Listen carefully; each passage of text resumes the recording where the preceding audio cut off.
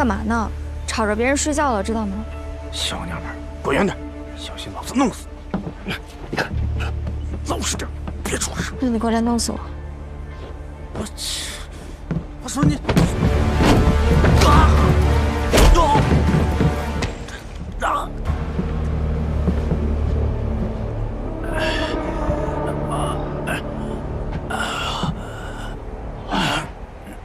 他跟你什么关系？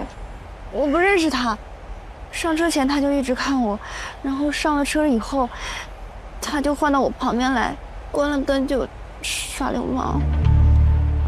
姑娘，别听他胡说啊。那个，他是我对象，我们小两口吵架，行，都回去休息吧，别拍了，别看了。他瞎说，他根本就不是我对象，我不认识他。他叫什么名字？嗨，对象的名字都不知道，是不是对象呀？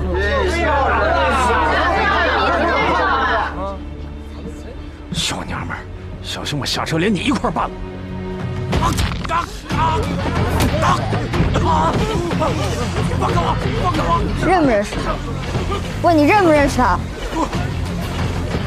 我不认识他，我不认识他。该的呀。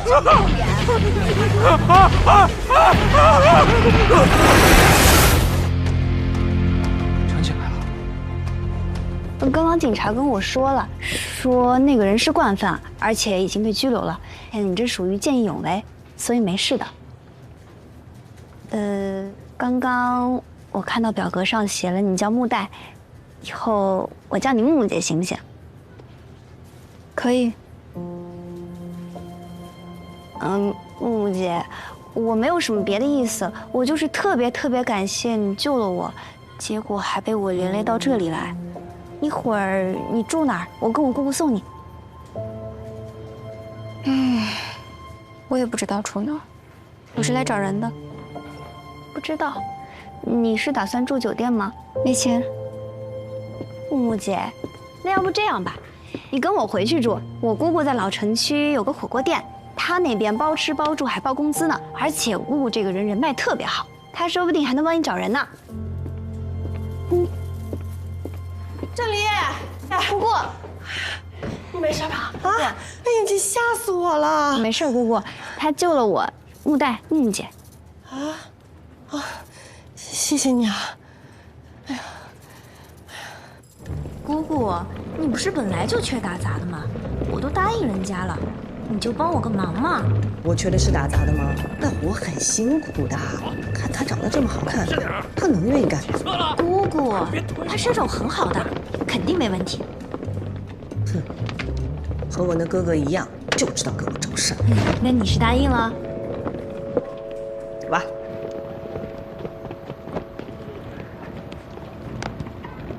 这几年开发区大桥那块经常有打架的事情，你们两个女孩子不要去啊。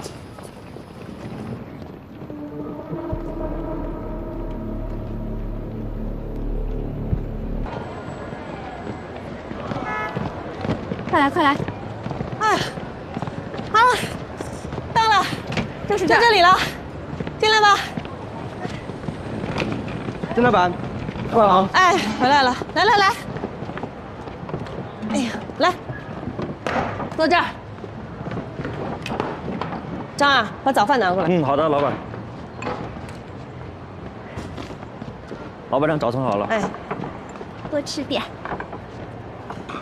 木代姑娘，你救了小梨子，我呢，我愿意留你下来在这儿工作。但是你也看到了，这后厨啊，就这么点事儿。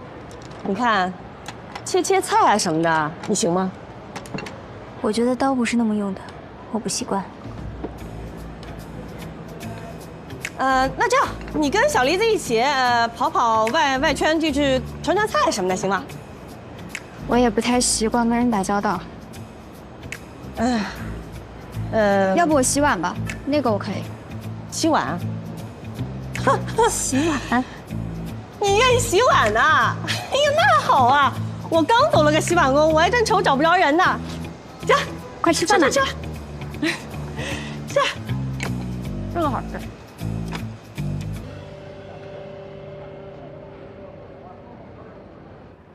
这里虽然是仓库改的，但住起来还是很舒服的。来吧，有点小，你别介意啊。这个床平常没人住，有点乱，我收拾一下。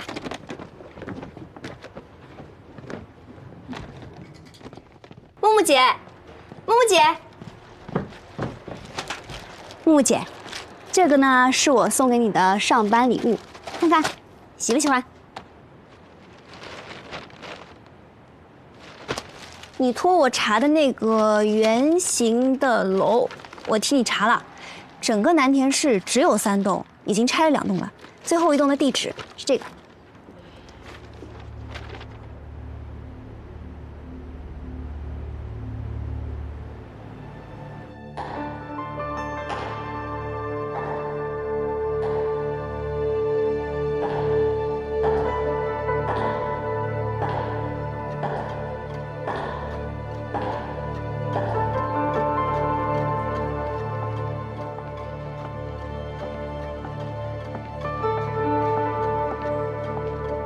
什么好看的？啊，就这种人，告诉你啊，你再看他，下次把你眼珠子给挖出来。多那个菜。木木姐，你要找的人是谁呀？我以前住着。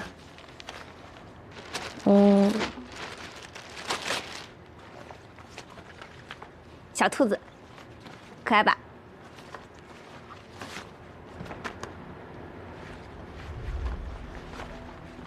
我联系过福利院，木代被遗弃的时候还太小，身上没有任何证件，只知道他说话带本地口音，老家应该不会太远。那家福利院在什么地方？临桂市福利院。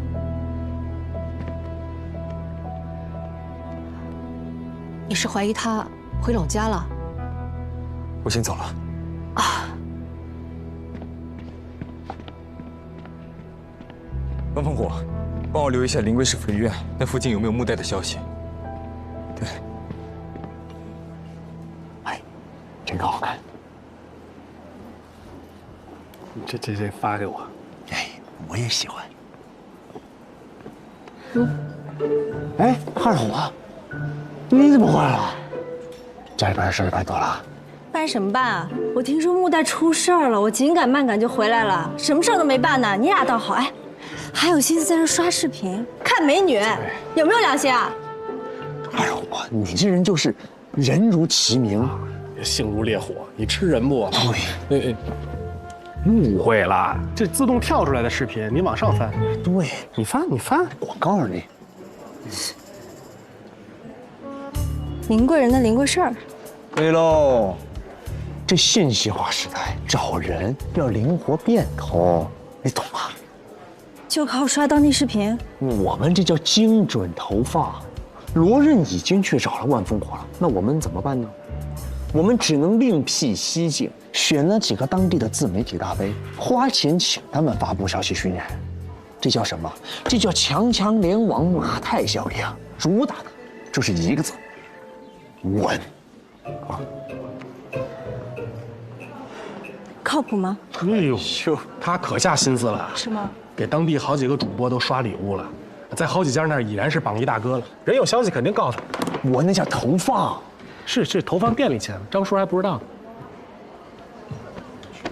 我给大卫手下。这木代和罗任好不容易在一块儿，怎么就出了这么个事儿呢？真是愁死我了。你来了就好了，多个人多分利。真有点渴了。我水呢？怎么了？哎，我说快着点儿，渴着呢。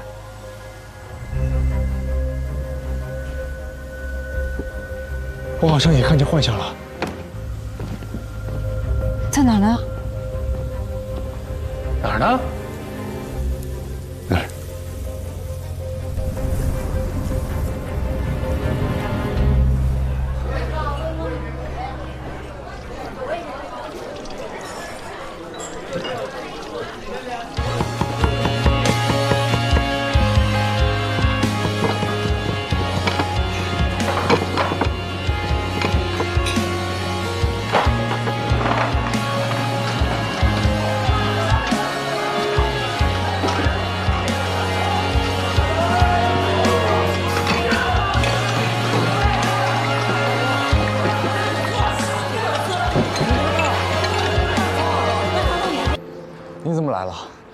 好办事不牢靠啊。有一个人从旁协助，总是安心一点。心剪在马超身上吗？很奇怪，不在他身上，心间也没有离体的痕迹。可明明之前，他很害怕13000的血，我有点糊涂。总会搞清楚的。心态这么好，不然呢？每次不都这样吗？从迷雾重重到抽丝剥茧，查清楚真相，总会清楚的。来，安安，咱们多吃一点。你看你这么瘦，咱们只有多吃一点才能长高高啊！来，张嘴，再吃一口，再吃一口。妈妈，我饿了。你是饿死鬼吗？你不是中午刚吃过饭吗？可是我还饿。看那边，给我站那儿去，去那边站，去。真他妈一天都是讨债鬼，真是。有的孩子就是心肝宝贝，有的人就是讨债鬼。为什么？可能是爱有多寡吧。麻烦和爱只有一线之差。足够爱你的人，你再怎么麻烦，你都是他们的宝贝。不够爱你的人，你再怎么乖巧听话，都只是麻烦。给我出去！滚！滚的！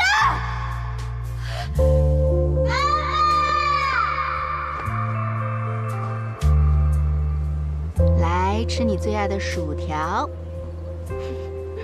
是啊。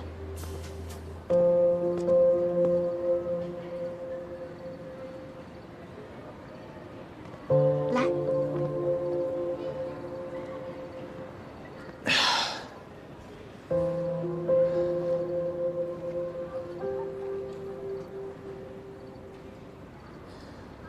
你找到你妈妈了吗？别人跟我说她死了，听说是跳桥死的。经过最近的事情，我都害怕听说这2个字了。是啊。莫代，需要帮忙吗？多一个人的话，总比你一个人好。别忘了，我们还有个大外挂，焖烽火。我不记得他的名字。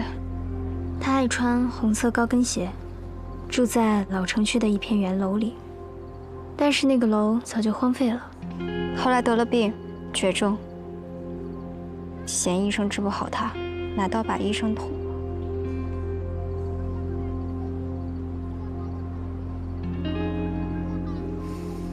这就好办了，难天不大，从医院入手应该不难。不过木代，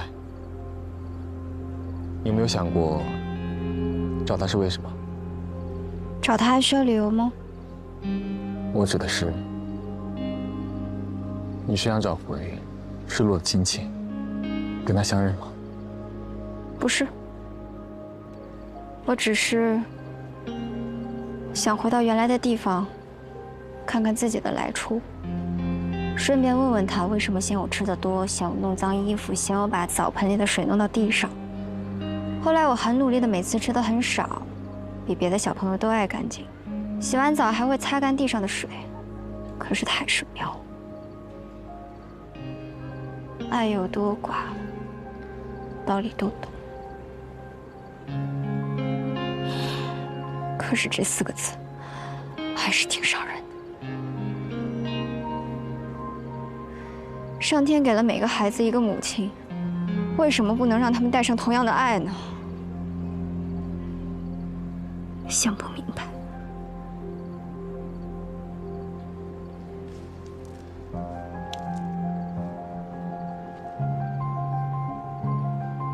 我不会把你的爪子剁掉的。好了，我们回家啦。好，今天玩的开心吗？很开心。那你回家想看动画片吗？想。木代，会好的。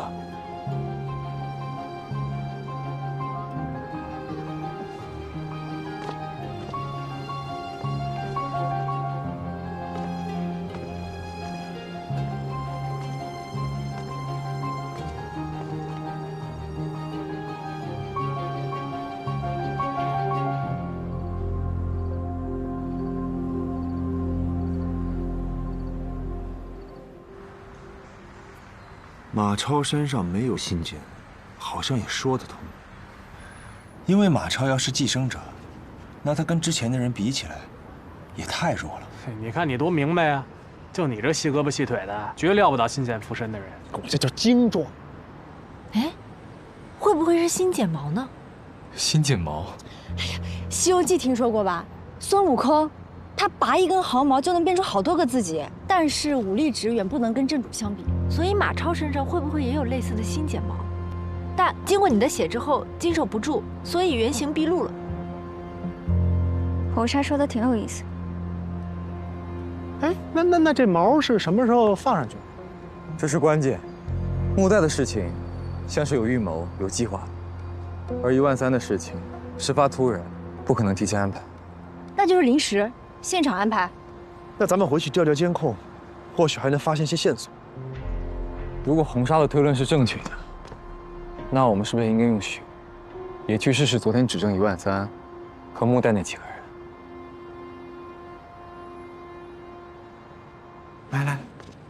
来，这，哎，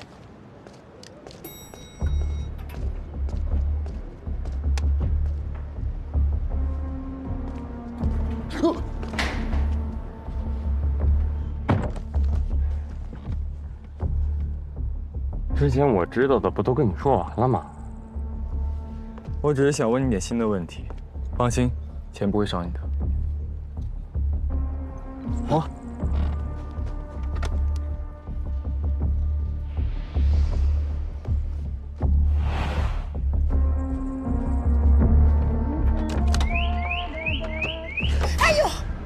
哎呦！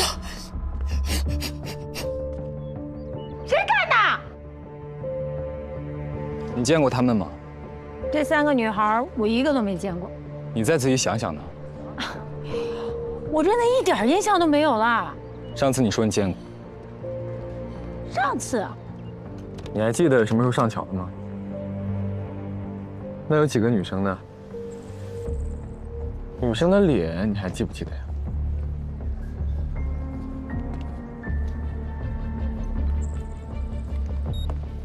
这3个女孩，我一个都没见过。你再仔细想想呢。我真的一点印象都没有了。事情跟我们预料的一样，他们接触过我们的血之后，这些人都推翻了之前的证词。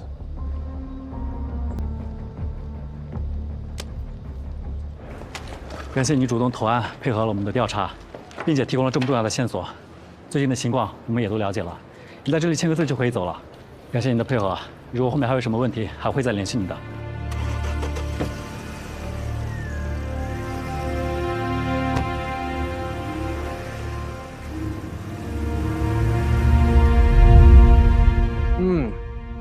太棒了！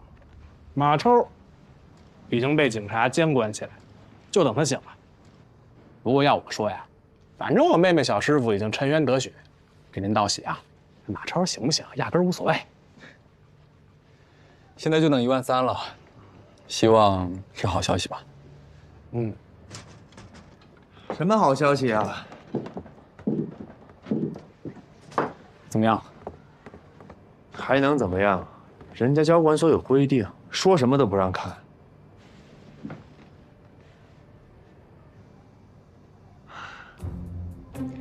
但是，我是谁呀？我立刻就改变战略，我沿着街角店铺的摄像头，一家一家的找。果然，功夫不负有心人。拿来。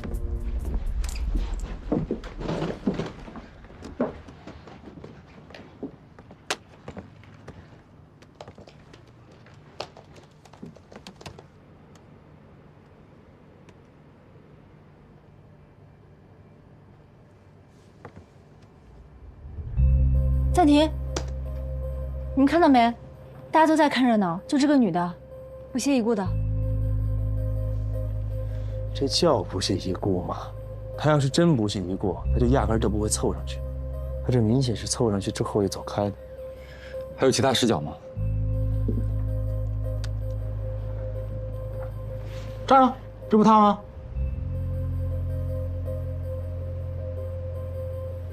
穿一身红，怪瘆得慌的。是啊，他这搭配真是一言难尽。确实有点奇怪。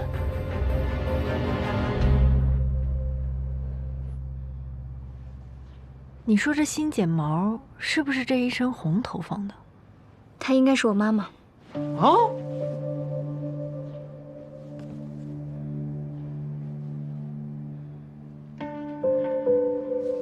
乌代，你和你妈妈20多年没见了，而且监控视频里根本看不清脸。你确定吗？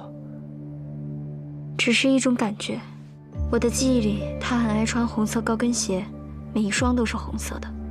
还有，我虽然看不清脸，但是我一看见她，就有一种说不出来的感觉。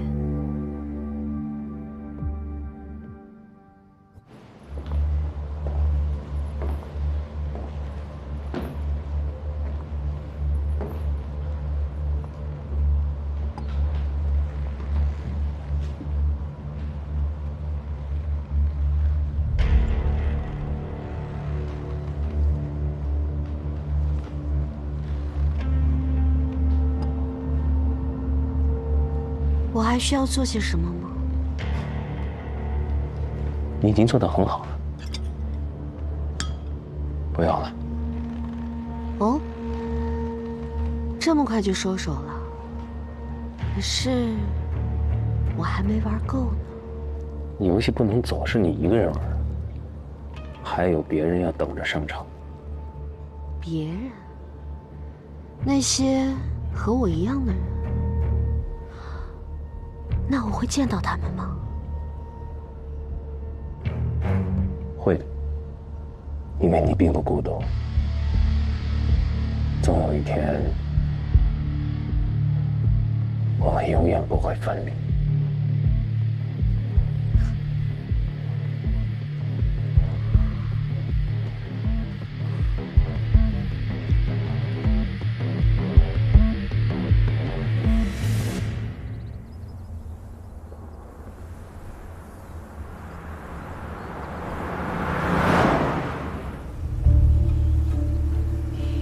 丁国华，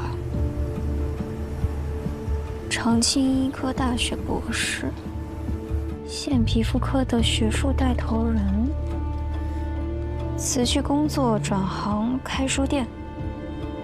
开书店？这么有前途的医生去开书店？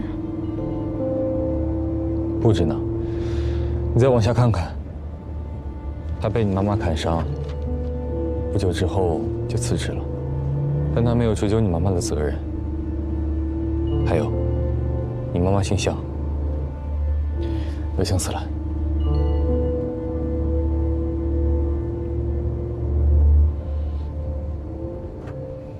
向死了。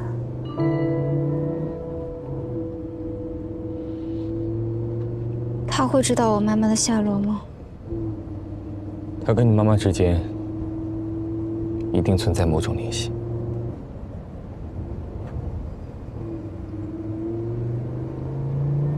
放心。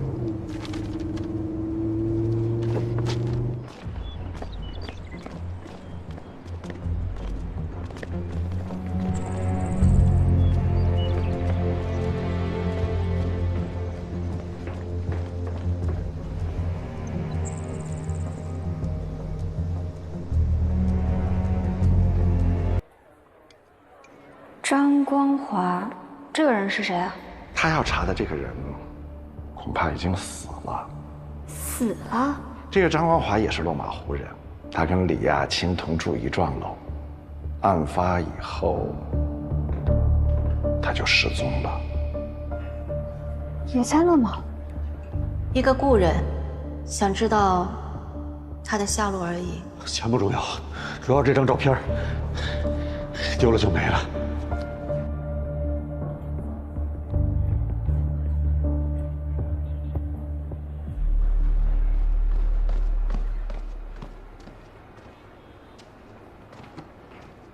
跟丢了？不赖我，那小子具有极强的反侦查意识，而且你也瞧见了，他那大悍马多愣，光一小油，咱这淳朴的人民群众跟不上。哎，妹妹，你说那小子是不是瞧上你了，所以才做出这么疯狂的事儿？要我说呀，他长得也挺精神的，是不是？原来马图文背后的人是卢任。快跟上！不给撤吗？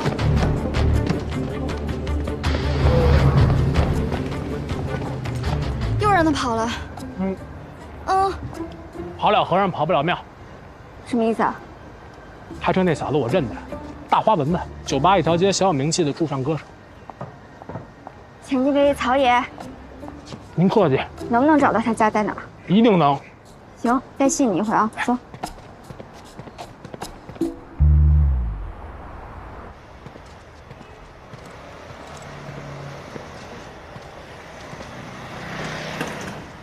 定位显示已经到了。那这么多家，哪家是他家呀？不行，咱转转。呀，这不那车吗？哎，问一下，这是3号楼吗？岑春娇，岑女士今天没来？她提前走了，说家里头有急事。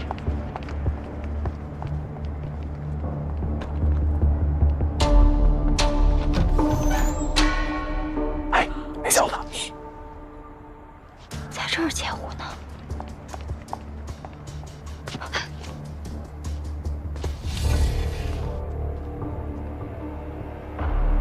他来这儿做什么？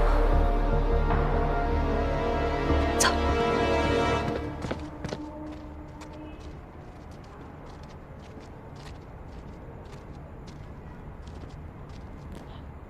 拿着。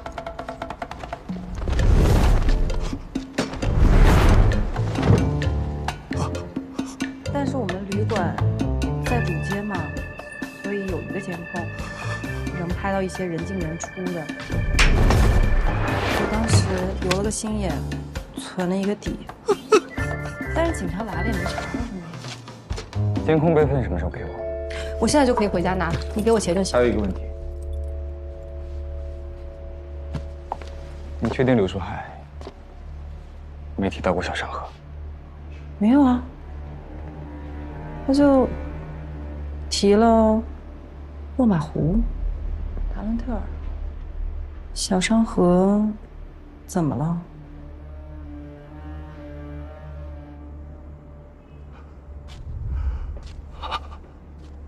原来真的有无暇。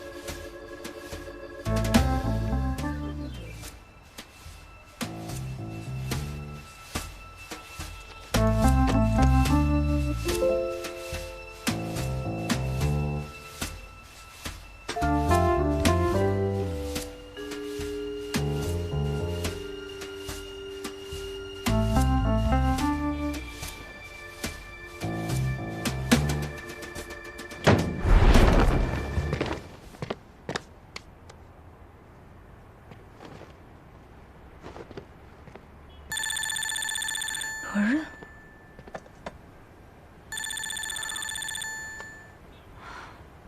趴在窗外那么久，累坏了吧？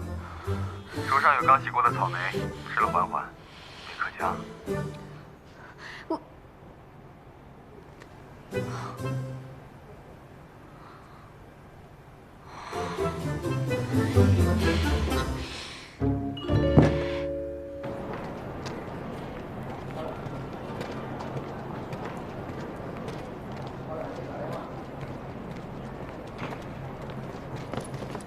李叔，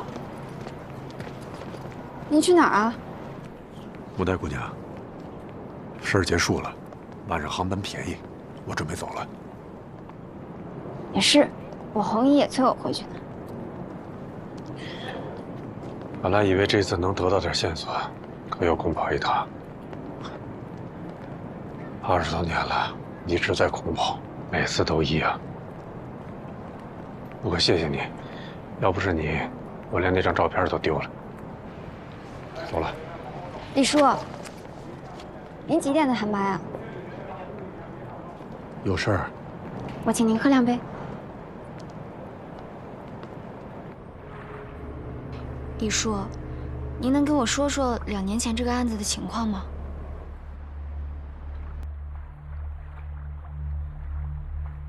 那件事儿发生在小商河，不过追本溯源，还要从落马湖说起。每年到出事那一天，我都会到现场走一走。我干什么？就是想在屋里转一转，提醒自己别放弃。20多年了，成习惯了。那一天正是漏马湖案整20年，是雅静的生日。当时我正在楼道里抽烟，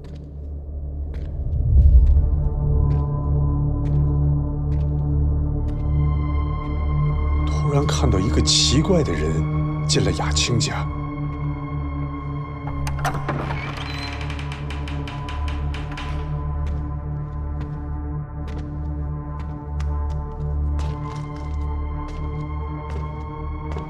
他进去干嘛？我不敢靠得太近，但我从门缝里隐约能看到，他在用手一处一处摸着墙上被钉子凿过的洞，像是在重温以前曾经的记忆，还很享受。你知道吗？有些心理变态的凶犯，就喜欢在纪念日重返犯罪现场，重温当时的感觉。总之，在那样的日子，他以这样的身份出现，我不信他跟这个案子没关系。那你没抓他？我早就不是警察了。再说，凭感觉当不了证据。我决定先盯着他，我就这样一路小心翼翼。一路盯到小商河。小商河？你确定柳树海没提到过小商河？没有啊。我追着他来到小商河，找了好多天，终于在一个铺子里发现了他。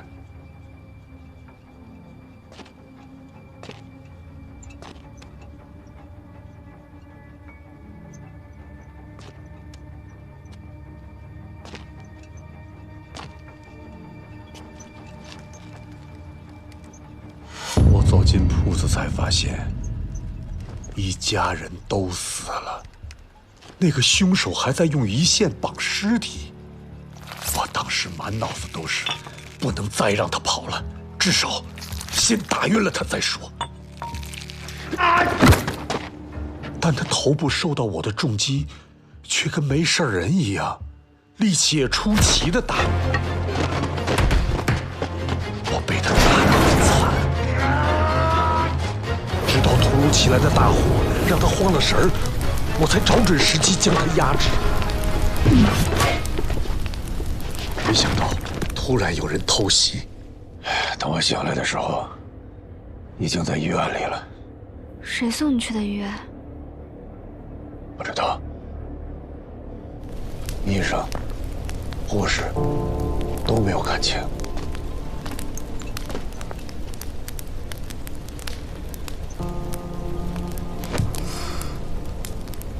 我从医院出来以后，听说出事那一家是一间羊肉铺，半夜熬汤的时候，火苗不小心从火塘里窜出来，烧了半条巷子。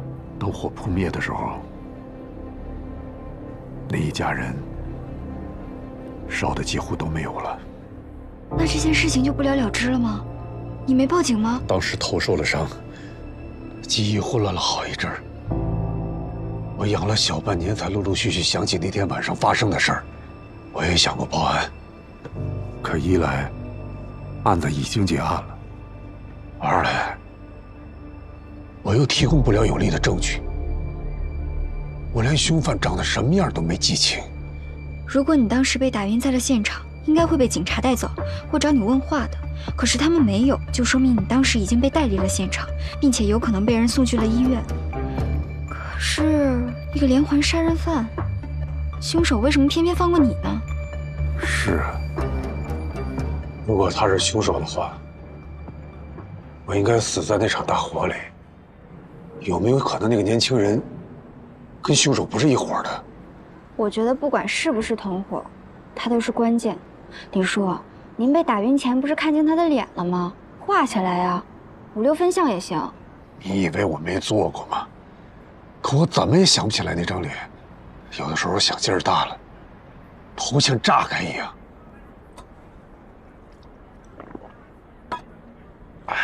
你试过催眠吗？那种歪门邪道的东西怎么能信呢？李叔，催眠是科学的，它能帮助你把潜意识回到现场，帮助你场景重现，很有用的。我之前做过催眠治疗，而且我感兴趣还去学了呢。来，姑娘，如果你学过，要不你拿我试试，我信你。啊，不行不行不行，我那点伎俩入门都寒碜。你可以找万叔，他会帮你找一个最合适的人选。哦，对了，李叔，还有一件事儿，李教授是不是只有一个女儿？雅青有个双胞胎姐妹，2岁就被拐了，一直没找到。喂，红姨。木代，什么时候能回来呀？好几天不见你了，红姨都想你了。红姨，你是不是又去拜佛了？耳朵倒是挺尖。红姨，我这趟不辱使命，我从李叔那儿得到不少有价值的信息呢。我跟你们说，李叔说凶手根本就没死，2年前犯案的时候还和李叔交过手。没死？真的没死？对啊，没死不是挺正常的吗？红姨，你怎么啦？红姨，红姨！哎，妹妹，你这去哪儿啊？回利息。回利息？别，你多待几天，我请你吃饭。下次啊，我赶时间。下次你还回来？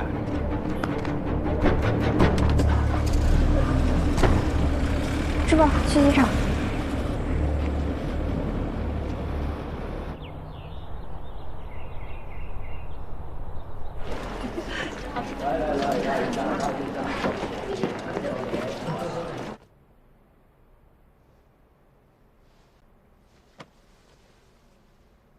哎呀，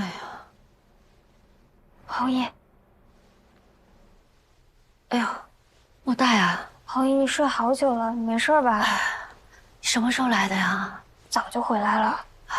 我没事儿，我呀，今天太阳太大了，晒得我头直晕，又被车蹭了一下，但没事儿啊，放心吧。没事就好，快去吧。行，那我去楼下看着点，有事叫我啊。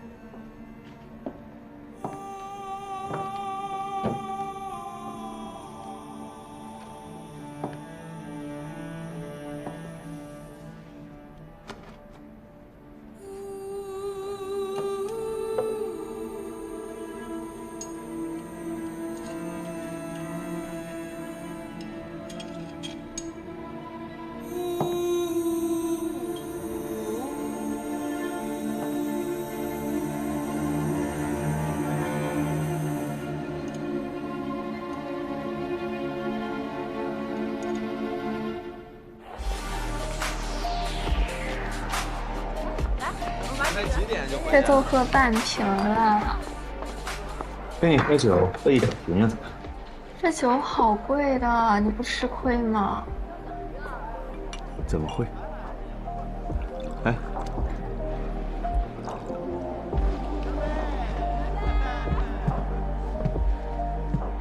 老公，老公，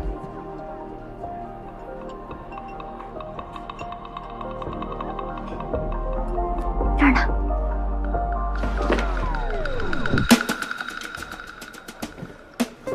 搓衣板还没跪够是吧？不是，他是让我看看。哎，麦坎伦，好啊，改一个字儿就骗到手了。你死渣男，你不要脸！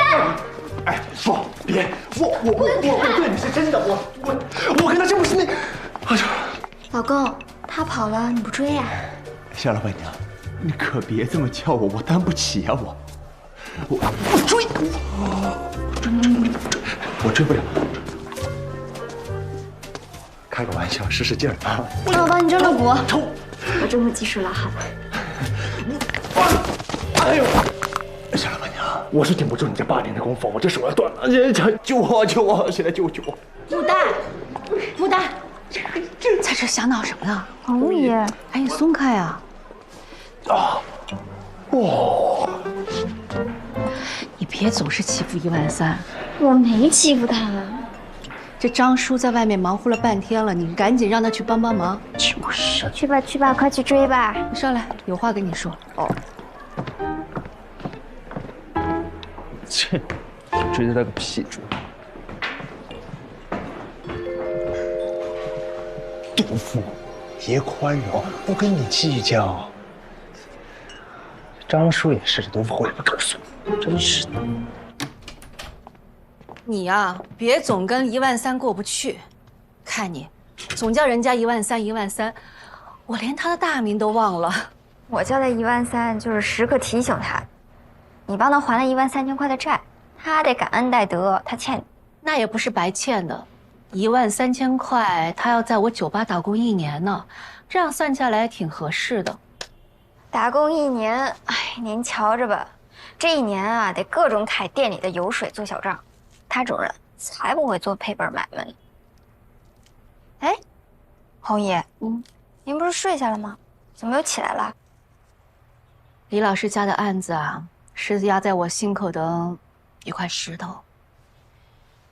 快跟我讲讲你打听到的事情，要不然红姨真的睡不着了。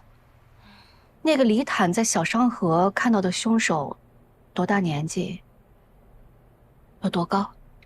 个子不高，好像这么高。不对呀，哪不对啊？啊，没事儿。那不吃了，红姨，我都吃饱了。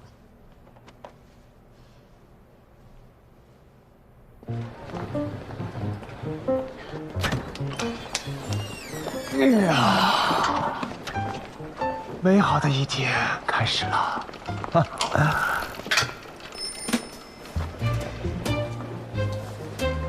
哟，毒妇手，这个包裹就那么开心啊啊！拆会计的快乐你不懂，我知道擦桌子快乐。哎，这快递单号呢？这能是快递吗？谁送的啊？匿名的，不会是爱慕者送的吧？是我早上看放门口了，没注意到。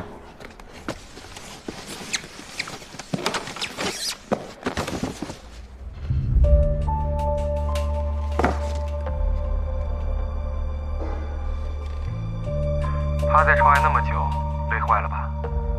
手上有刚洗过的草莓，吃了缓缓，别可惜啊。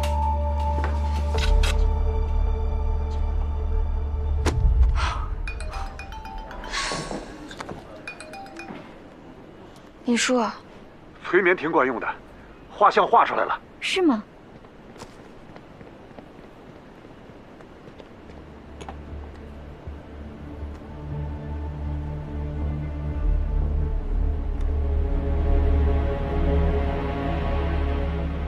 这就是那个罗刃跟落马湖案凶手是一伙的。他年纪也不大呀，这案子都过去20多年了，说不定是凶手他儿子呢。不可能。怎么不可能啊？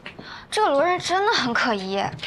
我在那个乌江的时候，他就跟踪我，后来又买通陈春娇截胡消息，那现在又跟到丽西来，总不能是来旅游的吧？我关心老师家的案子是人之常情，就为这个，他们跑来对付我，这不至于。红姨，别装了，我都知道了。知道什么？什么恩师？你是李教授的女儿吧？你怎么知道？这很难吗？我看了李坦钱包里的照片，那李亚青的照片跟你一模一样。没事吧？没事。我再一打听，李教授家本来就有一对双胞胎，其中一个2岁多被拐了，那被拐的是不是就是你？长大后回家寻亲，发现家里出了事情，所以一直追查，是不是？哎，这有什么好瞒的呀？真是太见外了。你这个小机灵鬼，什么都瞒不过你。不过呢，我觉得这个事情还是挺严重的。你想啊，凶手犯过那么多案子，都是灭门的。我觉得他多少心里有点变态。他会不会发现你是漏网之鱼，觉得自己当年的事情没有做干净，想完善一下？你说的也有道理，不过人都找来了，防是防不住的吧？怎么防不住？这事在人为，说不定我能揪住他，把他送去法办呢。以后每晚都要检查安保，可不能掉以轻心。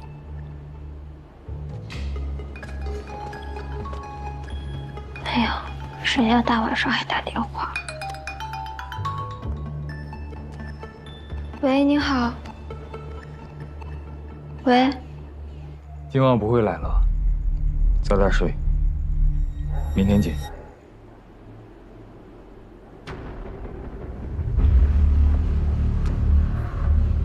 太嚣张了吧！明天见，你都有吃素的呀？明天见。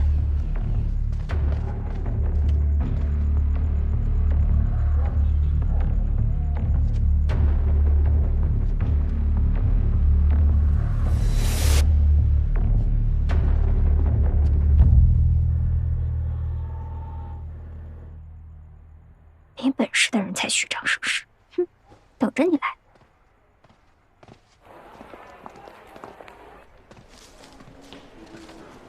大姐，我问一下，叫谁呢？黄大海。对不住，帅哥，问一下，木代住这儿吗？木代，你找他？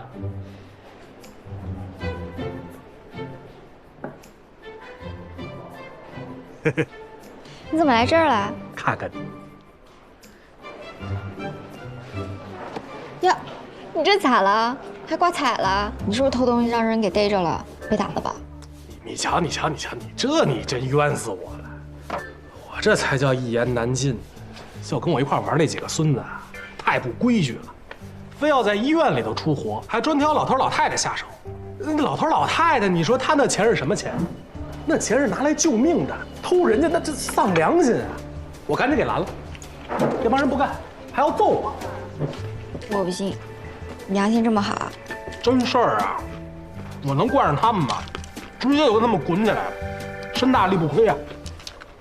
就是滚的动静太大，把警察给招来。木代，这位就是你外地来的朋友。他叫曹延华，这我红姨。姨，你好。您好。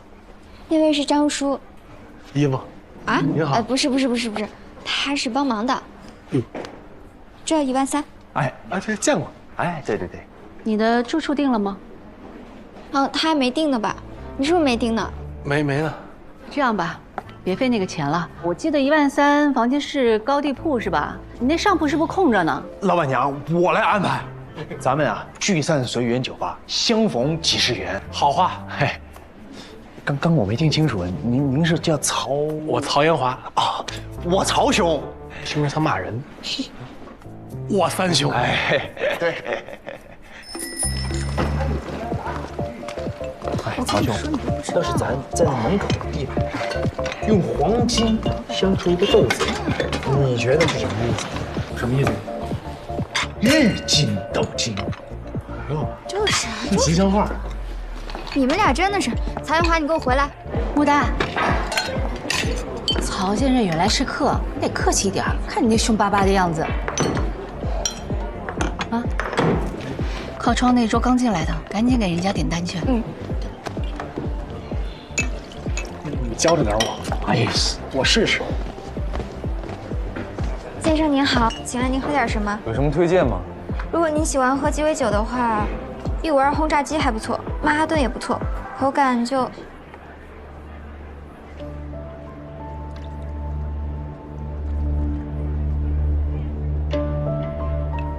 你刚刚推荐那几款酒，口感怎么样？我们换个地方说话。不好意思，我是来喝酒的，不是来跟你说话的。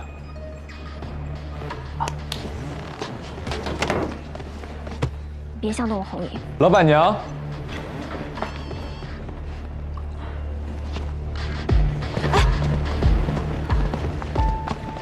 红姨，他是罗润。霍从是吧？你还记得我吗？我叫罗润。咱们曾经是邻居。邻居？你忘了吗？我家住在落马湖城前巷11号。我记得有一年下大雨，你家漏水，我爸还帮你修过雨棚呢。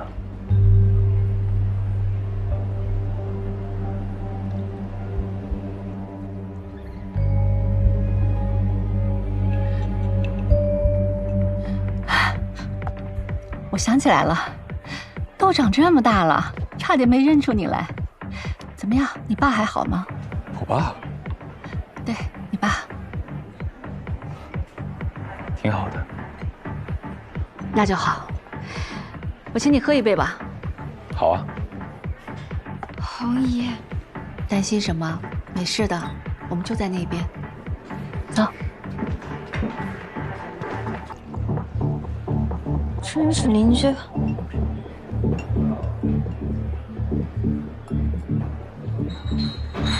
你怎么一个人来的？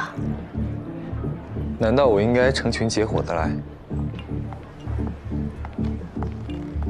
你不是还有一个同伴吗？同伴？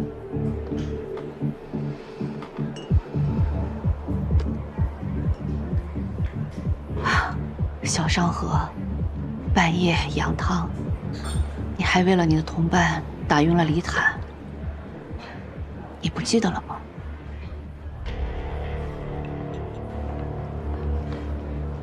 他怎么没有来？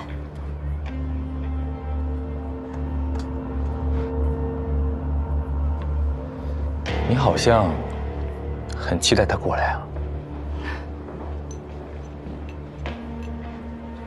他还没死吗？活得挺好。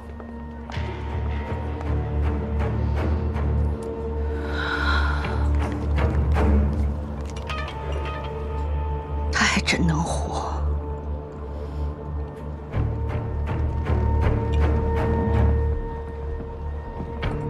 你知道落马湖岸的真凶是谁，对吧？你也不是真正的霍子厚。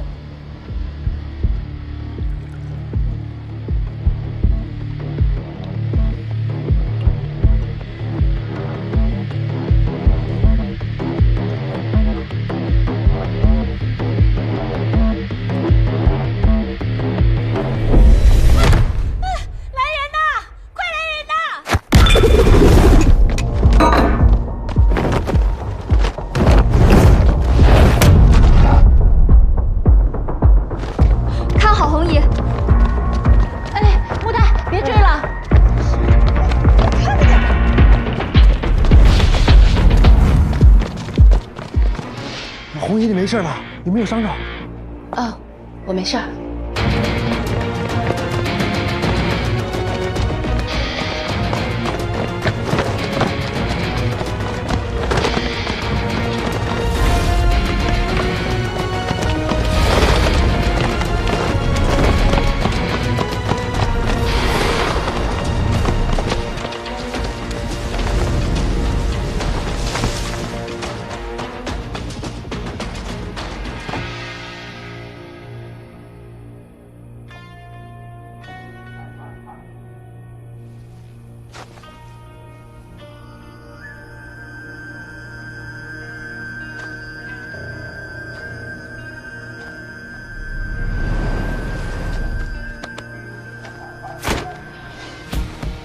这么喜欢。我愿为之拼到最后，即使命运扼住咽喉，喊我性命就跟你走，不在意答案能否看透，共赴命运的事无谓携手，哪怕披荆斩棘也一定要去拯救。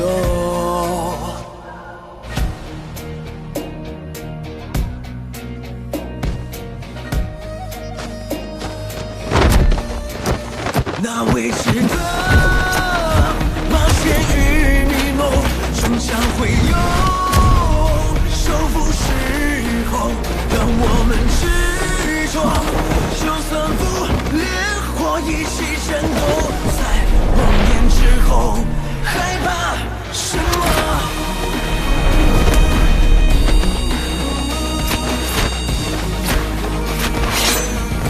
又怕什么？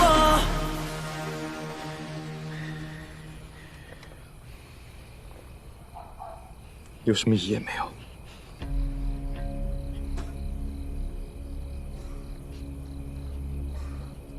这么不惊吓？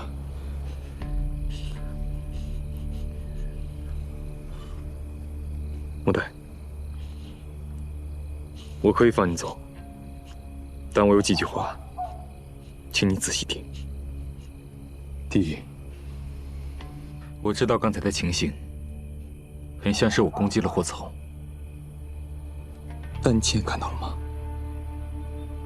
第二，我调查过霍子红，他家境不好，父母是菜贩子，小学2年级就辍学，帮父母出摊卖菜。回去观察你红姨，像吗？第三，我现在放你走，但你不许回头。如果回头的话，别怪我改主意。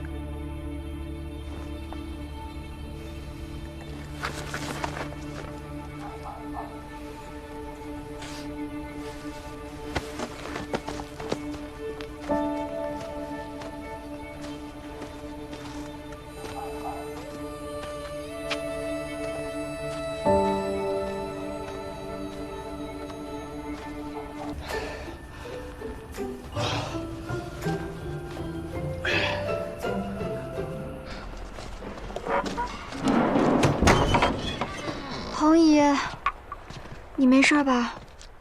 我看看，我没事啊，我真的没事儿，放心吧。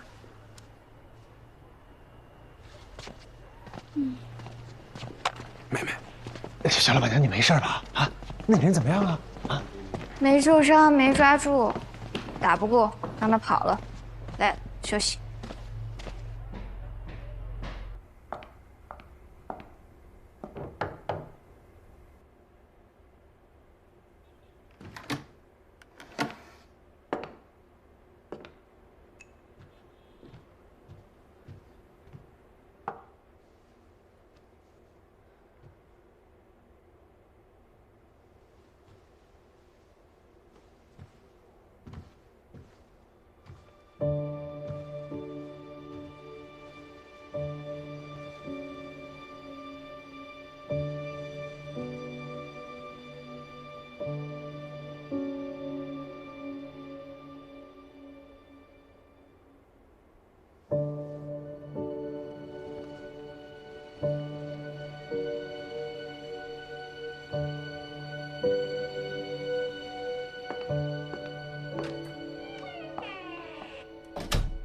落马湖是霍从这号人，他家住在城前巷12号，父母是菜贩子，小学2年级就辍学，帮父母出摊卖菜。